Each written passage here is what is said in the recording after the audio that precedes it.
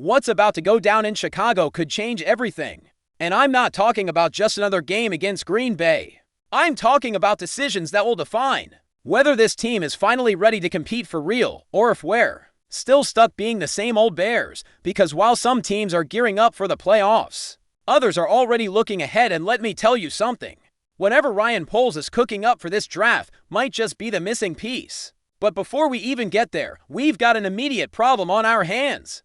A problem that wears number 10 and has haunted us for years. And if you think this time is going to be different, that this time we finally break that curse at Soldier Field, then you need to hear what I've got to say. Because something's going on with our coach, something that's got the entire Green Bay organization heated, and I think it might be exactly what we need.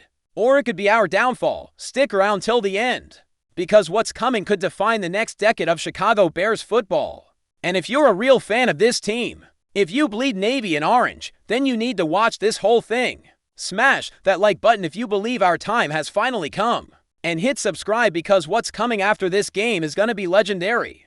Third matchup in 5 weeks. Let me say that again. Third matchup in 5 weeks against the same team. And not just any team, no sir. We're talking about Green Bay. We're talking about the Packers. We're talking about the team that's owned us at Soldier Field, winning 14 of the last 16 games in OUR house, folks. And now Ben Johnson comes out and says he's got a million different ways to attack them. A million ways. I gotta ask, where were those ways in the first 2 games? Because I saw the games decided by a TOTAL of 6 yards. 6 yards. That's what separated us over 120 minutes of football. But here's the thing, and listen close, because this is crucial. Johnson's got a point. In the playoffs, everything changes. The rules change. The schemes change. Everything. Because when your whole season comes down to 60 minutes, that's when great coaches bring out their best stuff. And I believe Johnson's been holding back. I don't think he showed all his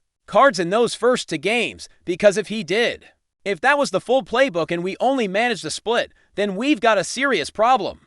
Look at the numbers. Caleb Williams with 3,942 yards of franchise record, 27 touchdowns, only 7 picks, a 90.1 rating. Those are winning numbers. That's a quarterback who can take you places. But on the other side, you've got Jordan Love with a 101.2 rating and 7.7 yards per attempt. And here's the stat nitrogen monoxide one is talking about. Love has a 112.9 rating. Against the NFC North, 1-12-.9. That dude torches us every time he sees us. And now here's what's got me worried. Matt LaFleur is 12-2 against the Bears. 12-2. That man knows us better than we know ourselves.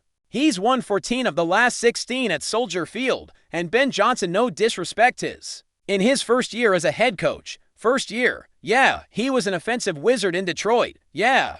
He got us to the playoffs, but this is different. This is going up against a coach who's been here, who's won here, who knows exactly how to win in January. But here's the X factor, and this is what gives me hope. Dennis Allen's defense led the league in takeaways with 33. Kevin Byard with 7 picks, leading the NFL. Noshin Wright with 5, tied for the lead among corners. That defense can flip a game in one snap, one play. And against a quarterback like Love, who's been brilliant, but has had his shaky moments, one timely pick could be the difference between moving on or going home. And let's talk injuries, because this is critical. Green Bay lost Micah Parsons after the first game against us, lost their star edge rusher, the guy who brought constant pressure. And since then, they dropped for straight 4 in a row. This ain't the same dominant team we saw earlier in the season. They're vulnerable. They're banged up. And we, despite dropping the last 2, have most of our key guys healthy. But here's my real concern, the thing that keeps me up at night. Our defense is ranked 29th in the league. 29th. We're 27th against the run, and Josh Jacobs, even with just 929 yards, is a power back who can control the clock. If Green Bay establishes the run, if they control time of possession, if they keep Caleb on the sideline, then all those millions of ways Johnson says he can attack, they don't matter. You can't attack if you don't have the ball. And here's the stat that terrifies me. Green Bay has 13 road playoff wins, more than any team in NFL history. 13. They know how to win on the road in January. Us. We haven't won a home playoff game in how long? Years. And now we're asking A rookie quarterback, no matter how talented, to break that drought against a team that's owned us. But I'll say this, if there's ever a time to break patterns, it's now. If there's ever a moment for this new era of Bears football to prove it's different, that we're not the same team that folds in big moments, it's this Saturday. Because we've got the pieces, we've got the quarterback, we've got DeAndre Swift, who just had the best season of his career with 1,087 yards. We've got receivers, we've got a defense that, while not perfect, can create turnovers in clutch moments. The question is, do we have the coaching? Does Ben Johnson really have those plays he's been saving? Or are we looking at a rookie coach trying to sound confident before facing the reality of playoff football? Because I believe in Johnson. I believe in what he's building, but I'm also realistic. LaFleur's been here. He's won here. And until Johnson proves otherwise, until he wins this game, the doubts will be there. And don't talk to me about the betting lines, because the numbers tell a story. The Bears are favored by just 1.5 points. 1.5 at home against a team that's lost for straight. That tells you everything you need to know about how Vegas sees this game. They know Green Bay can win here. They know LaFleur has our number. And the fact that Green Bay is 11-3 against the spread in their last 14 against us, that means even when they lose, they keep it close. So what's going to happen Saturday? I think we're going to see a tight game. I think we're going to see the teams that know each other so well that every possession will be a battle. And I think the team that makes fewer mistakes, the team that executes better in crunch time, that team's moving on. And with our league-leading turnover differential, with only 12 giveaways all season, we've got an edge there if we protect the ball, if Caleb doesn't force throws. If our defense can get 1 or 2 takeaways, then we've got a real shot. But if LaFleur brings his A game, if Love plays like he has against the division, if their O-line holds up and Jacobs controls the clock, then we're in trouble, big trouble. Because our defense can't stop the run consistently. And if they make us one-dimensional, if they force us to be a pass-only team, then Love and that Green Bay secondary are gonna have chances to make plays. So Bears fans, are you ready for this? Are you ready to find out if this new era is for real? Or if we're still the same team that comes up short when it matters most? And if you thought the tension on the field was high, wait till you hear what's happening off the field. Because Ben Johnson isn't just drawing up a game plan, he's waging a full-on mind war against Matt LaFleur. And folks, this is what's got me hooked. After the Week 18 loss to Detroit, Johnson came out and said something that made everybody turn their heads. He said, "Some teams rest their starters. We play football." Boom. Direct shot at Green Bay. Direct shot at LaFleur, who rested his guys. And I gotta ask, was that confidence or cockiness? Because there's a fine line between the two. And Johnson is walking that line like a tightrope artist at the circus now. LaFleur responded in the most LaFleur way possible. He took the high road. Talked about how last year they lost Christian Watson to an ACL injury in the final regular season game, and how playing starters cost them in the playoffs. And honestly, he's got a valid point. Protecting your players when you've already clinched is smart. But I also think Johnson is trying to get in his head. And here's the interesting part. This isn't new. Johnson's been throwing shade at LaFleur since he got to Chicago. Little comments here and there, subtle jabs. And it's all building toward something. It's building toward a coaching rivalry that could define the NFC North for years. Because if Johnson wins this game, if he beats LaFleur in his first year as head coach, then the balance of power in the division flips completely.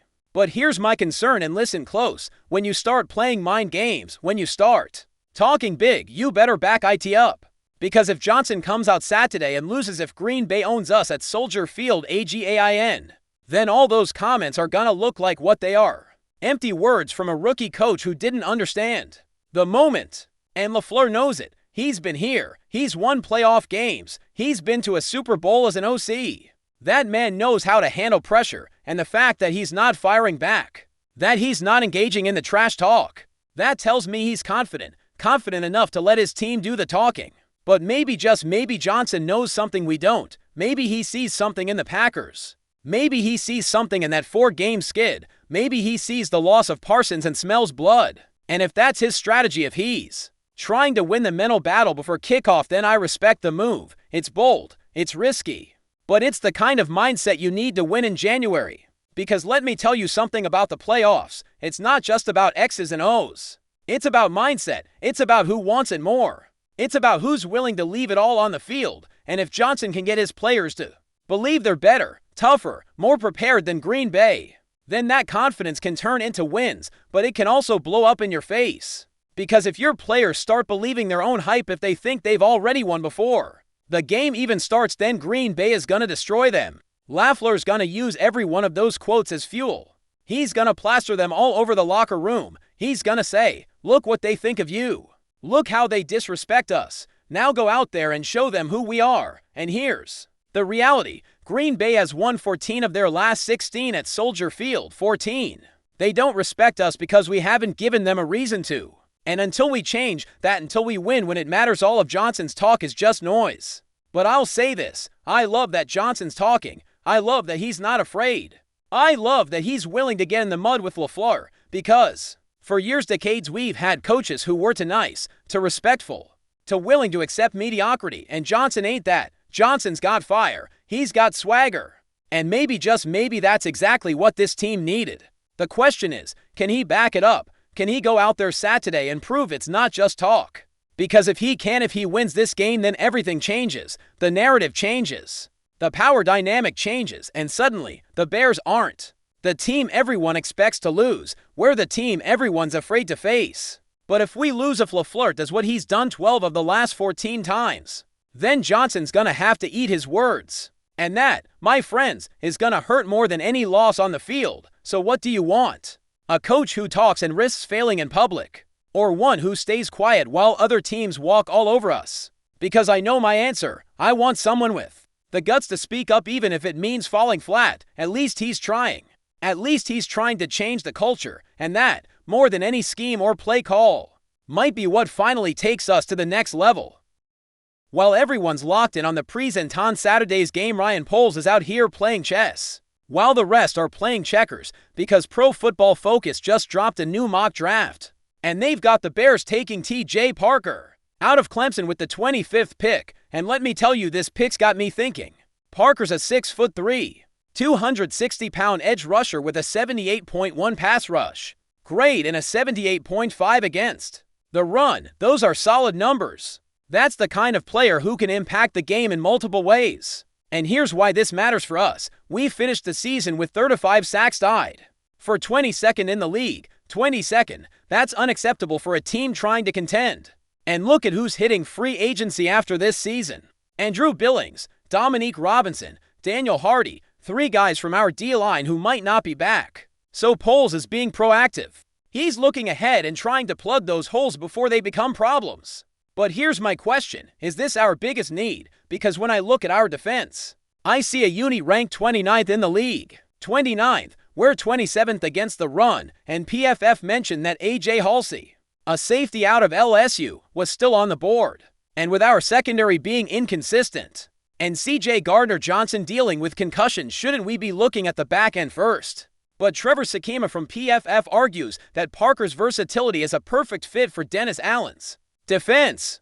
That his ability to play all 3 downs and impact both the pass and the run makes him invaluable. And I think he's got a point, because if this season taught us anything, it's that you need guys who can do multiple things. You can't just have specialists. You need warriors who are on the field every snap. And here's what gets me excited about this pick. Parker's got 21.5 sacks in 3 years at Clemson.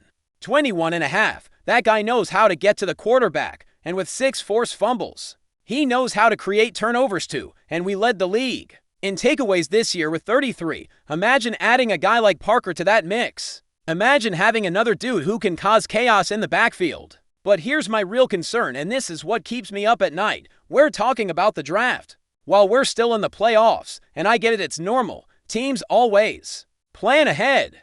But part of me wonders if we should be 100% locked in on Green Bay right now. Because if we lose Saturday, sure, let's talk draft. But if we win, if we move on, then all this talk is premature. And here's the other thing. Poles has been brilliant in the draft. He's found talent in unexpected places. He's built a roster that's in the playoffs in year 2 of a rebuild. So I trust him. If he thinks Parker's the guy, then he probably is. His track record speaks for itself, but we also know the draft is unpredictable. Parker might not be there at 25. Another team could grab him, or someone else could fall someone projected to go higher, and suddenly Poles has to make a split-second decision. And those decisions, they can define franchises. Look at the Packers. They've owned the NFC North for years because they draft well. They find late-round guys who become stars. And if we want to compete with them year after year, if we want to finally knock them off the top, we've got to do the same. We've got to find those game changers. And Parker might be that guy. With his size, his versatility, his production at Clemson, he's got all the tools to be an impact player in the NFL. The question is, can he translate that to the next level? Because college and the NFL are two completely different worlds. We've seen guys dominate in college and then struggle in the pros, but I believe in Poles' process. I believe in how he evaluates talent, and if he thinks Parker fits this defense, this organization, then I'm on board, because we've gotta keep building. We've gotta keep adding pieces. And a versatile edge rusher who can affect the game in multiple ways. That's exactly the kind of player who can take us to the next level. Because here's the truth, a playoff season is great. But we don't want to be a team that makes the playoffs once every 5 years. We want to be there every year. We want to be a team that competes for championships. And to do that, you've got to draft well. You've got to develop players. You've got to build a winning culture that lasts. And with Johnson as head coach, Poles as GM, and Caleb Williams as our quarterback of the future, we've got the core in place. Now it's about adding the right pieces around them. It's about finding those guys who can make a difference in the biggest moments. And Parker might be one of those guys. But first, before we get caught up in the future, we've got to handle the present. We've got to beat Green Bay. We've got to prove this season isn't a fluke, that it's not luck. We've got to prove we're legit. And if we can do that, if we win Saturday, then all this draft talk gets even more exciting, because it means we're building something real, something that can last. So what do you think? Is Parker the right pick, or should we be looking at other positions first? 3 stories, 3 moments that could shape the future of the Chicago Bears. And I asked you 3 questions throughout this video, and now I want to hear your answers. First, does Ben Johnson really have those plays he's been saving? Or are we watching a rookie coach trying to sound confident before facing a playoff reality against a Matt LaFleur who's owned us? Second, do you prefer a coach who talks and risks failing in public, or one who stays quiet while other teams dominate? US. Because Johnson is playing with fire with his comments about LaFleur and the Packers. Third, is TJ Parker the right pick in the draft? Or should we be looking at other positions like safety to fix a defense that finished 29th in the league? These aren't easy questions. There are no simple answers. But they're the questions that define this franchise right now, and I want to know what you think. Because this isn't just my community. This isn't just my channel. This is OUR family. We're Bears fans who suffered together, celebrated together, and we're gonna keep riding together no matter where this journey takes us. So drop your answers in the comments. Tell me if you think Johnson can beat LaFleur. Tell me if you like that he's talking, or if you'd rather he stay quiet. Tell me if Parker is the right guy for this defense, or if we should go in another direction. And if you've made it this far, if you've watched this whole video, then you already know this is more than just news. This is about passion. This is about commitment. This is about being part of something bigger than ourselves. And I'm inviting you to officially join this family. Hit that subscribe button. Turn on notifications, because I guarantee that after Saturday's game, we're gonna have some explosive content. You're gonna want to be here for that. And no matter what happens, Saturday, win or lose, we'll be here. We'll break down every play. We'll debate every decision. We'll keep building this community of Bears fans who aren't afraid to speak the truth, who aren't afraid to have tough conversations, and who definitely aren't afraid to believe that we can be great again, because that's who we are. We're Chicago, we're the Bears, and we don't quit. We never quit.